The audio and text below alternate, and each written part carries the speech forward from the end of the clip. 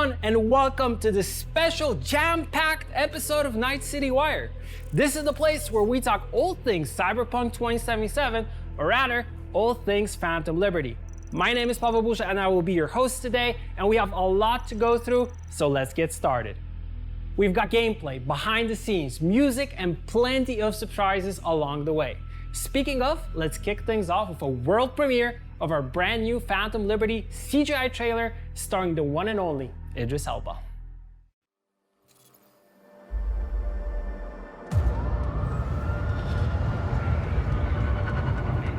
This is it.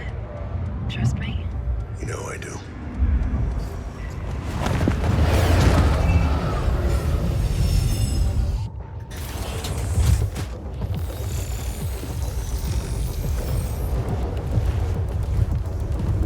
So me, I'm right where you wanted me.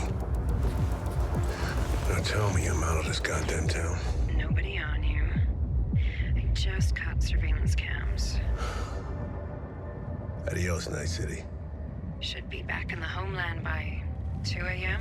Yeah. What about you?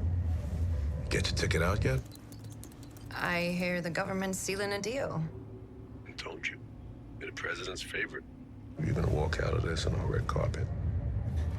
Yeah, sure. Hey, you deserve it. I wouldn't be alive if it wasn't for you. You know what I'm thinking about right now? Tell me. Taco stand back home. First thing I'm gonna do when I get off this train is head right there. I swear those quesadillas come to me in my dreams.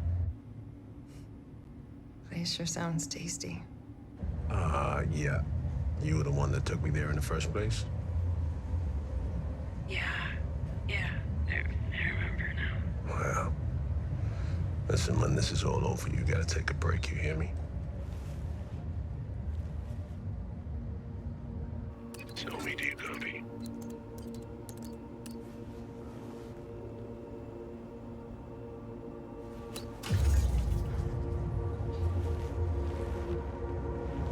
So we got a passenger and he's carrying. I think we might be compromised. Can you hack the trap? Show me.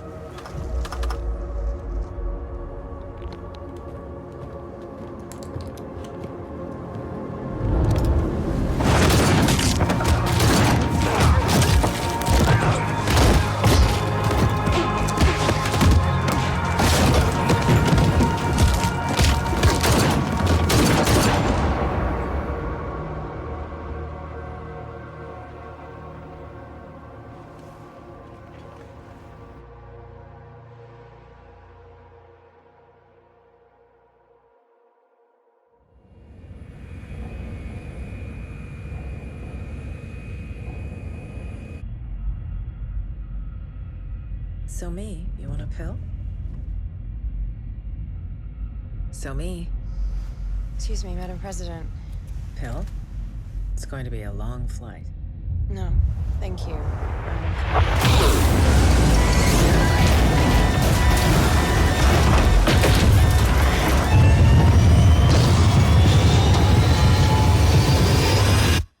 I wouldn't be alive if it wasn't for you.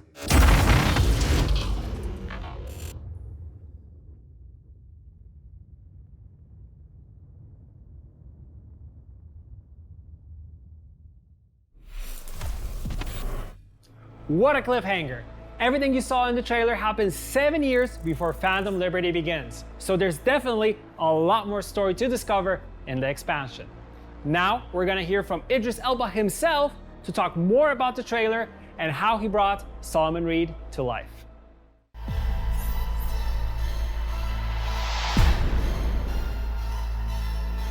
Hi, I'm Idris Elba, and I play Secret Agent Solomon Reed in Phantom Liberty, the upcoming expansion for Cyberpunk 2077.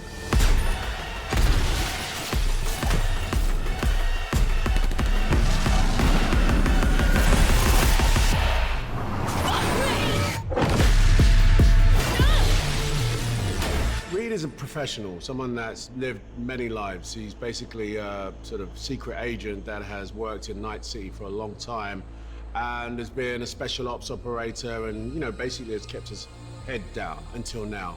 And when he comes back in a major way. I mean, he's a pivotal character. You learn a lot about the story through Reed. And actually meeting Reed is like, you know, it can either go one way or the other.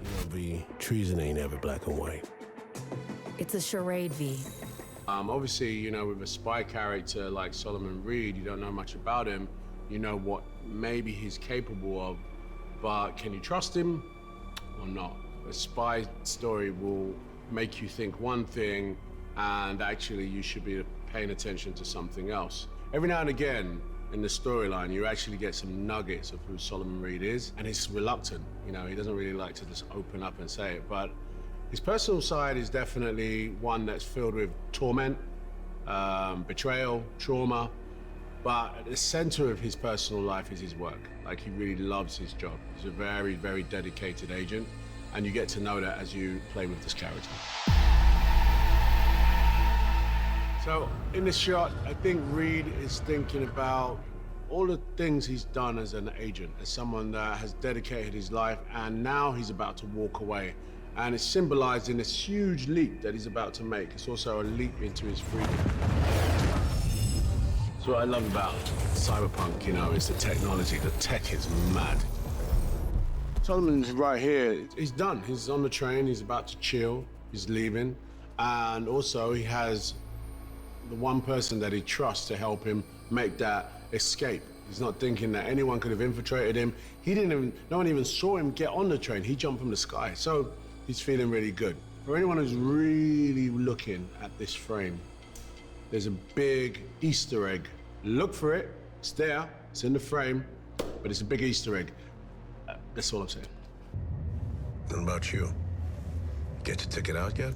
So me. I hear the government's sealing a deal. I remember shooting this. You sit in these sort of like pajamas, basically, with all this stuff all over you, and you got a big sort of camera thing rig on your face. You've got to really get into the imagination of your character.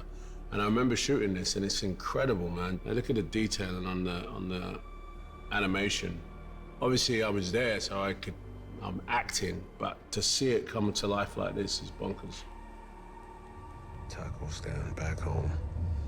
First thing I'm gonna do when I get off this train is head right there.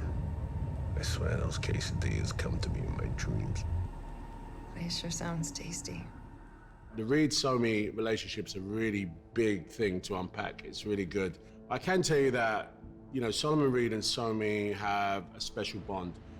More or less, Somi is his protege. He trained her to some degree. He's one that looked out for her. And all I can say is that he trusts her. This is the moment. That's the beginning of the section where it starts to literally crumble for their friendship.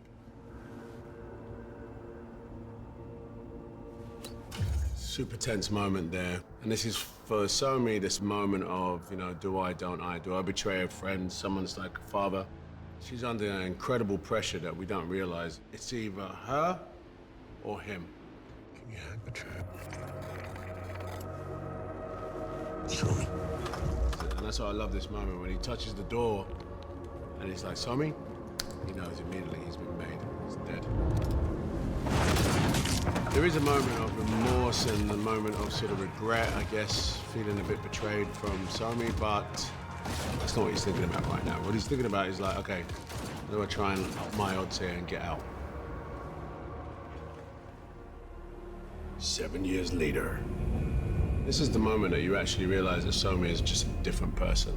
You know what I mean? Like, she's a lot more harsh looking, colder in the eyes. So me, you want a pill? So me. Excuse me, Madam President. Now she Pill? works for the president, It's going to be a long flight. No. but the plane just got shot down.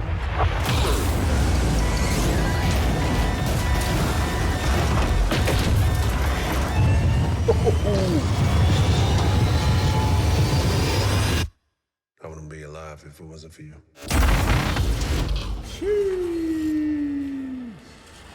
Now that is a good trailer.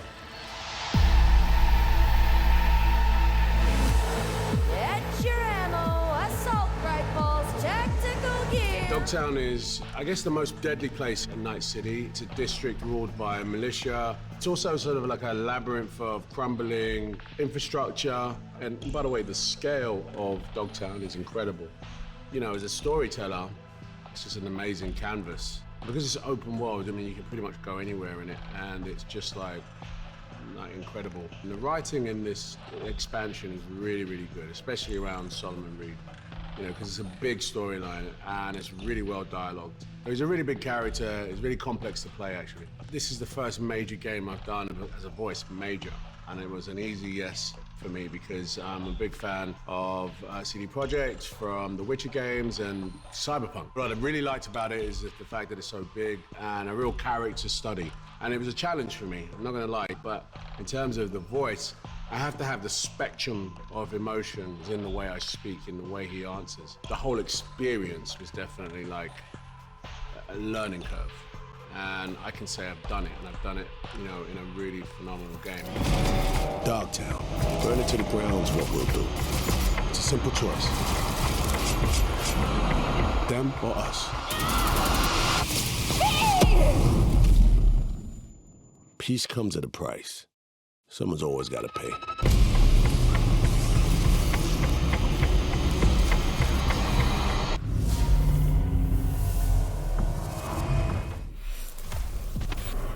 Awesome stuff. Seeing Idris Elba in action and talking about his character really makes me want to get to know him more in the game.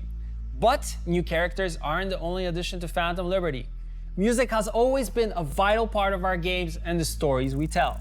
We've created a brand new score for Phantom Liberty, and right now we'll hear from senior composer P.T. Adamczyk and composer Jacek Paciorkowski to discuss creating music for a spy thriller.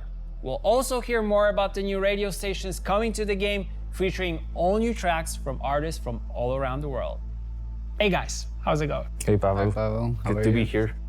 I'm great. It's awesome to have you guys here in the studio, and I want to know everything about Phantom Liberty and its score. So tell me, like, what's going on here? Like, what are the inspirations? What type of music can we expect, and how does it fit into Cyberpunk 2077? Can definitely expect more cyberpunk vibe.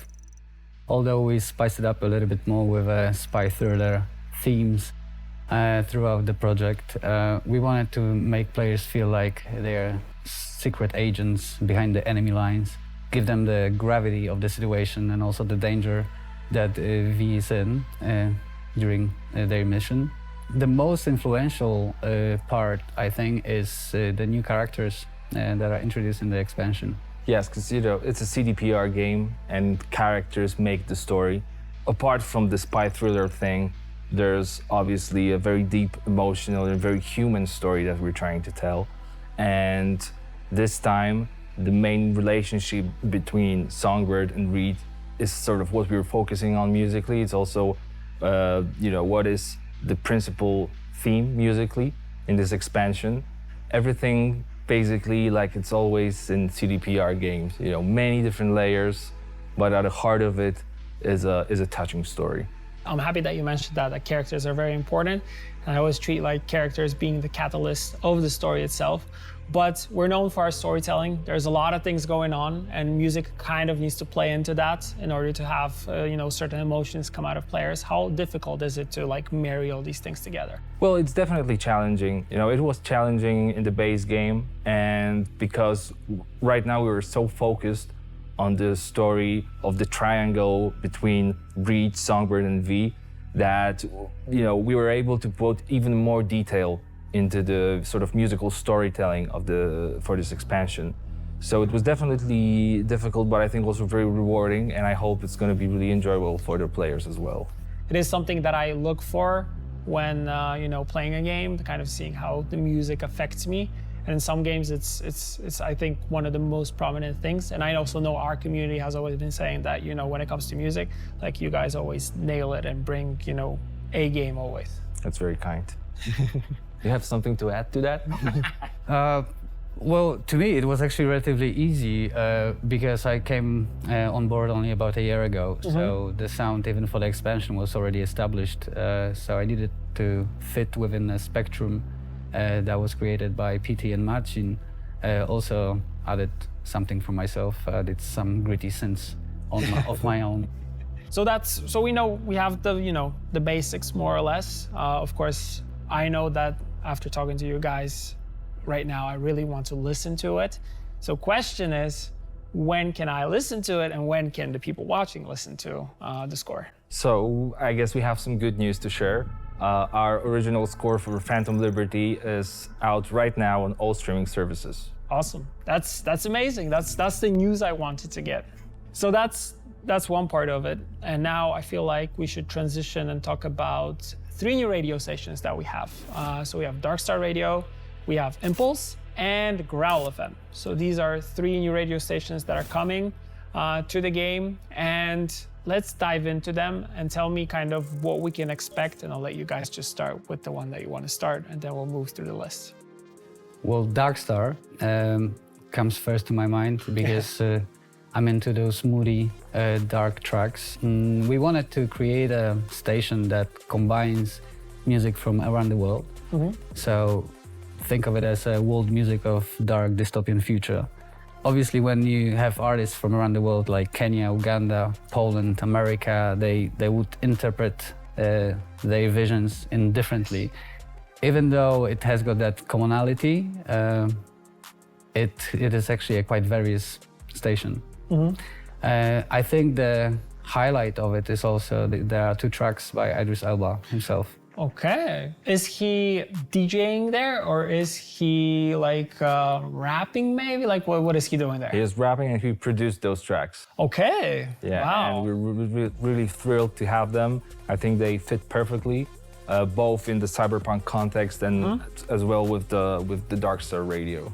Is that the only radio station that he had influence over, or are there any other tracks that he kind of dabbled into? Maybe some DJing from him? I know he's known for that. Yes, I mean, that's one of the, again, great news is that we have him as a DJ. Impulse Radio is basically his DJ set, put together from unreleased tracks. Nice. So if you like listening to, modern electronic music, club music, you can put Impulse Station on in one of your cars in Night City and just enjoy Idris's DJ set. It must be also interesting because you guys are working with different artists, like you mentioned, from different parts of the world, and also mixing all these things together, but still trying to keep that vibe of cyberpunk in it. Is it like, from your perspective, was it very hard, or is it something that you go to someone and say like, okay, this is our overall mood, this is kind of, what we're trying to achieve, but then you give people free reign to do whatever they want and what they're kind of known for? We basically try to give them free reign, and we try to direct them very carefully. We want them to be great and to give us tracks that they love and the community will love. We don't want to be micromanagerial when it comes down to people creating music. We don't believe that this is the right way to do it. So, with Idris Elba, with all the other artists that we worked on, it was, here's the brief. It has to fit into the cyberpunk world context that we created, and that's pretty much it. Okay, cool. So that leaves us with Growl FM as the last radio station, and I know this one also is a special one. So let's talk about it.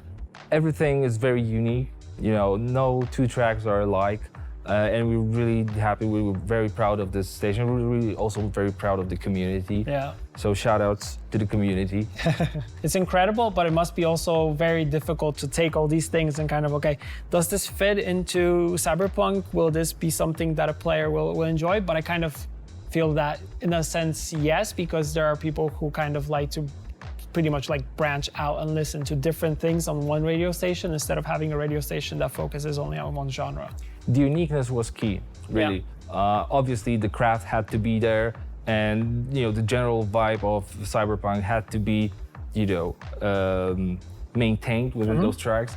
However, there were a lot of tracks that we would, either Martin or I, we would never come up with them, So a lot of those entries were really surprising, but we felt that, Night City is an eclectic world. It's a world of a distant future, maybe not so distant future, but still futuristic. Yeah. So, it can be a melting pot of many different things.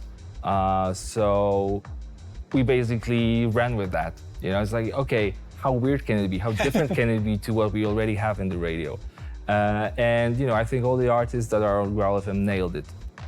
thank you guys for joining me and talking about this, because like I mentioned previously, and I'll mention it again, music for me is very important in games. And I think like you both and Marcin also have done a tremendous job in order to bring Night City to life. And also with the artists that you guys collaborated with, they all fit the bill. They enhance the gaming experience, so awesome stuff. Music is also very important to us. I can tell, because you guys can talk about it for days. Thank you for joining me once again. Thank you, Paveru. Thanks for the invitation. That's some great info about some great tunes. We've heard a bit about Growl FM already, but we want to share even more about this completely new radio station that has been created by you guys, the community. Here's a quick glimpse into a documentary about how the station came to be. Music. Okay, so maybe we should do a radio station. Underground broadcast. You didn't hear that in Night City in the base game. Do people still believe? We just have to take part. The game has a lot of action. This helped us a lot. Your name is going to be immortalized forever. You know, music can be a legitimate pursuit. I know that Cyberpunk is built in a universe with a lot of tech. It's interesting, it's very fun. You live on the streets and you dream of a big life. Almost no limits on how far we could go with it. Congratulations, you have won. You need to feel that music punches you in the teeth, takes your money and walks away. Like K-pop, like hip-hop, even pop music. It was pretty nice. Ideas keep coming. Hundreds of hours. So that was a bit of a challenge. And I'm really excited to meet the artists behind the music in Growl FM podcast. It's always amazing to see the awesome work of our community, and we can't wait to share the full documentary when it airs on September 18th. Stay tuned to our social media channels for more info. Moving on to our last music announcement. Every good spy thriller needs a theme song, and we're super excited that chart-topping Polish singer-songwriter Dawid Podsiadło has a brand new original song featured in the game titled Phantom Liberty. Here's a teaser with some behind the scenes of how it was recorded. Hello everyone, my name is Dawid Podsiadło. I'm a Polish musician, and today we're at the studio and we are recording a song for the Cyberpunk 2077 Phantom Liberty.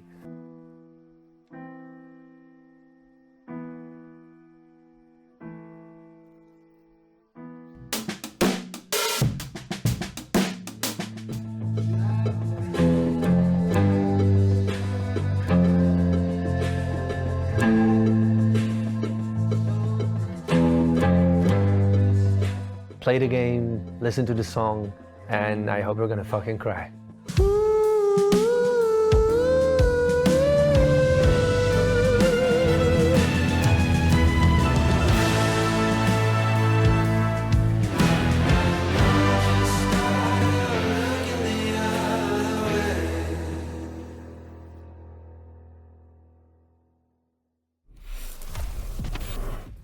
After music, let's turn to gameplay. I'm here with game director Gabe Amatangelo to talk about some of the amazing new gameplay personalization possibilities we've created as part of Update 2.0 and Phantom Liberty. Gabe, hello once again.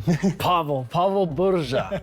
I recently learned that in English, Burza means storm. Exactly. So your name is Paul Storm. It sounds better in English when you say it, like Paul Storm and Pavel Burza. It sounds much better. It sounds bad. It sounds like a superhero. It sounds like you're Thor's cousin. I wish. Like, I wish. Thor comes into the battle, does a single target damage. Paul Storm shows up, starts doing AoE damage. Perfect start to the segment that we have, because we're talking about gameplay. AoE. Yeah. Combat. Let's talk about it. Combat has changed a lot, but also character customization has changed in terms of the new perks and all that stuff, and we're here to unpack it. So I know you've talked about this already, but give us a general feel of what we can expect in terms of the changes coming with 2.0 and Phantom Liberty. Sure, and like you're saying, there's so much. So I'd like to start with kind of just saying the spirit of it and what was the drive behind it. We want it to, because there's so much potential in the Cyberpunk IP, and when you think about the dark future and cyberware, there's different kind of like super soldier or super merc kind of fantasies you have in your mind, and we wanted players to be able to realize that and play it and feel it. And so we've basically changed the perks around. Like, I mean, there's stat increases and stuff like that, which is always fun in progression, you know, getting incrementally more powerful, but we really focus it on the actions, the things you can do, right? And so we've added a suite of things you can do that tie into different themes, and then of course players can mix and match and come up with their own unique styles. Yeah, that's really cool, and I like the customization part of it, that, you know, there are some things that we can do in terms of, like, we'll actually show some options in terms of what you can build, and we have the help of designers to guide us through it. But you can actually do like a mixture of a assassin type ninja, or a character that is more like Hulk smash, I want to go in and destroy stuff, or a stealthy netrunner that has like these you know, quick hacks and stuff like that. There's so many cool things back here. It's you can be a stealthy netrunner, you can be just like a direct, you know, going out there and just like wrecking stuff, blowing up machines and stuff, netrunner, hacking stuff. But yeah, there's so much nuance as well, and we're going to talk more about players being able to explore the nuance later. Exactly. Okay. One other thing in terms of like general stuff, something that is kind of general, but it's new, and it's not very general, but it's interesting, is the relic skill tree. Something that we unlock through the story, and what does it bring in terms of gameplay? So the relic, as you said, tied into the Phantom Liberty story, and it's towards the beginning. It's within the first few minutes, so this isn't spoiling anything. And you've seen in the trailer, if you've watched the trailers, Somi reaches out to you through the relic. They're in a dire situation. It's the only way she can get to you. And to kind of show you she's the real deal and she can help you, she says, here's kind of a taste. I'm going to kind of clear out some of the bad data in the relic, and I'm gonna set it up such that your cyberware can utilize it. And so the theme of it is that it kind of both enhances your cyberware as well as able to kind of scan and exploit other people's cyberware. So it's kind of a cyberware theme to it. It's crazy, crazy. It also shows you how powerful she is as a character, but that's like a whole different story arc that we could get into, but I don't want to get into that because I don't want to spoil anything, but that itself is incredible. So maybe what we should do right now is we should see the possible builds that we have. And I know we have 3. We have something that is a super strong solo. We have something that is like a more ninja type fast solo. And we have a netrunner. And we have the help of our fellow gameplay designers who will actually guide us through those. So yeah, let's take a look. I'm Karol Mateasik, lead gameplay designer, and my favorite build is what I like to call a bullet time ninja.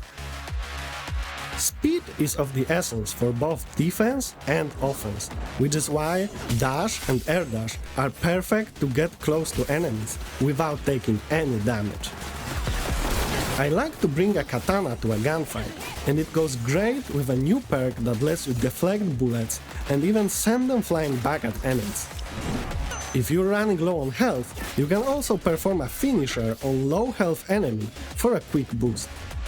But this playstyle isn't only about blades. You can combine 3 great perks, Stun Jog, Air Dash and Air Kerenzikov, to leap off motorcycles and rain down bullets from the sky in slow motion. The new Jailbreak ability from Phantom Liberty unleashes the full power of your Mantis Blades. After finishing or dismembering an enemy, you can perform a really long leap to deal devastating damage. Great for getting rid of those hard-to-reach targets like snipers and netrunners. With this build, your enemies won't know what hit them.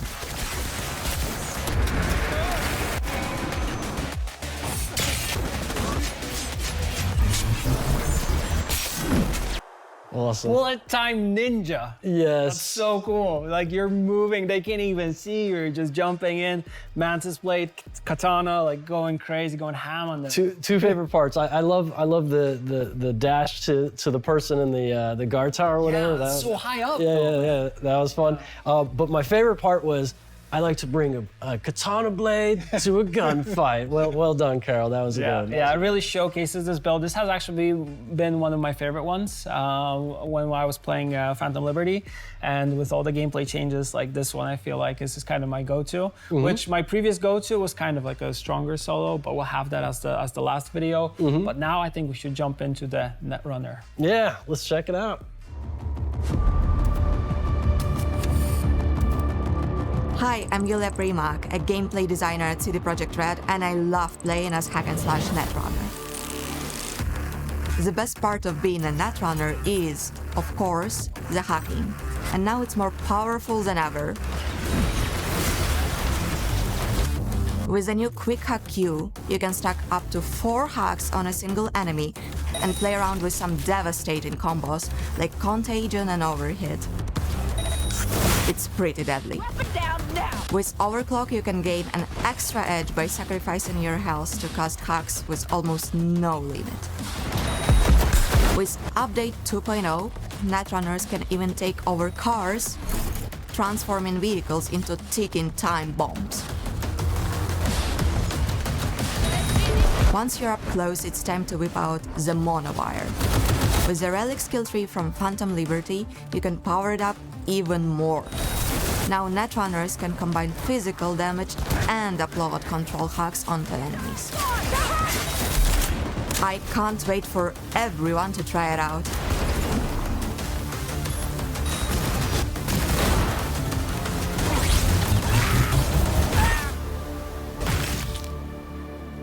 Hack and slash netrunner, wow, lots of action. We kind of know netrunners to be a little bit stealthy, kind of behind the scenes doing stuff. We have a little bit of that, but still, yet they seem to now go in and get dirty. They can do both, they can do both. But I love to point out the play on words hack and slash. We love these catchphrases here. This was good. I love it.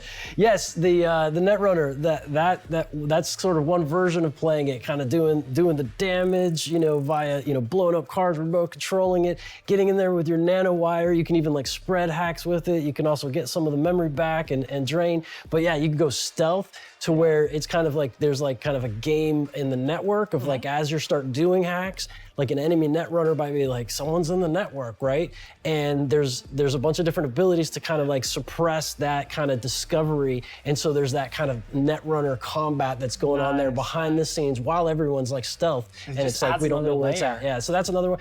There's so many different ways. Basically the whole like pattern and beat and rhythm of netrunning has changed. Yeah, my favorite part is when the car crashes into everything and just blows up. It was a good combo. It was a good combo. She did both hacks there, which was the controlling it, and then of course put on the detonate one that had a timer and exactly cool perfect. Combos. Perfect, cool stuff. And now we have the last one. So the last one will be a strong solo build. So yeah, let's check it out. Hi, I'm Filip Dovnar, lead gameplay designer, and I like to come in swinging. So my favorite build is the Savage Slugger Solo. Getting up close for combat is really crucial for this build. The Wrecking Ball perk lets you knock down multiple enemies, all while closing the gap and putting you in the zone for some sweet annihilation. Another great option is Quake. For some extra flair, you can combine with Air Dash and drop in from above and throw everyone around you to the ground. When I'm using shotguns, I like to use the Obliterate perk for maximum carnage. And once I'm in range, it's time to take out the big guns. We've got the new finishers that let you grab enemies and throw them during fights. Great for controlling the battlefield. On top of that, you can supercharge the gorilla arms using the new Phantom Liberty relic tree that will let you send your enemies to the moon. With this build, you'll be unstoppable.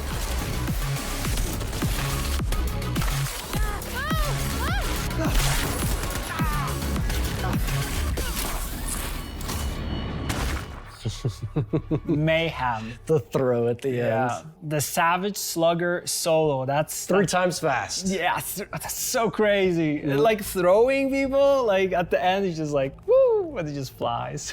Yeah. I mean, certainly like, the animals in that faction is like an inspiration for it. And obviously also Arnold Schwarzenegger and Terminator, just like you got that heavy machine gun, and you can just take the bullets and the stuff, and there's all the kind of like mitigation and absorbing damage and the kind of like taking that to fuel you to go back in there. It's just also with the hammer, like just closing in actually shows you that this build is very versatile. You can actually go up and close and have some quick interaction, but also you're able to like hold these big weapons and even though they make you a little bit slower, you're still able to kind of, you know, sponge the bullets on you and still go in like crazy and then just throw people. Oh, there's so yeah, a many lot of cool damage mitigation, and you can resist stuns and stuff like that. It's all about, like, because if you're like the fast solo, you get hit, it's gonna hurt and it's gonna knock you silly, right? But there, you can just keep barreling in. And then I love the montage of the claps, the finishes. That was fun. But yeah, Gabe, I mean, that's it for our segment. I'm super excited to have you once again here in the studio. Thank you for sharing all your information. Also, thank you to all the gameplay designers who actually showcased the builds, because those were really awesome. Yeah, and thank you for everyone watching and the players. As you can see, we have many new ways to play and many new ways to cause chaos in Night City. And that means consequences. Let's take a look at what it looks like to come face to face with Night City's toughest armed forces, MaxTac.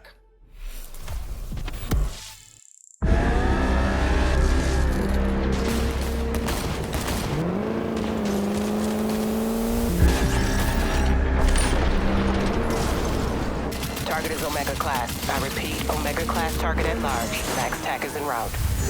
Tension in the streets as fates collide. MaxTac in position, eyes on target.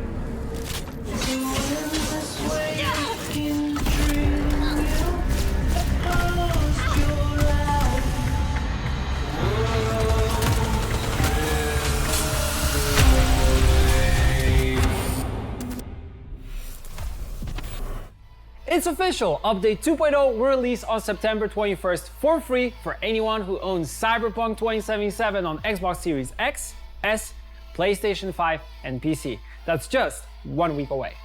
And if you want a taste of what's it like to build a new character with the redesigned perk system before then, we have a cool surprise for you. Right now, you can create your own build and experiment with all the new perks, including Phantom Liberty's Relic skill tree, with our Build Planner. Head to the Build Planner website now to see what kinds of builds you come up with before the launch of the update and the expansion. That's all we got for this Night City Wire special. Thanks for tuning in. I hope you're excited to play Cyberpunk 2077 Phantom Liberty when it launches on September 26. We'll see you then in Dogtown.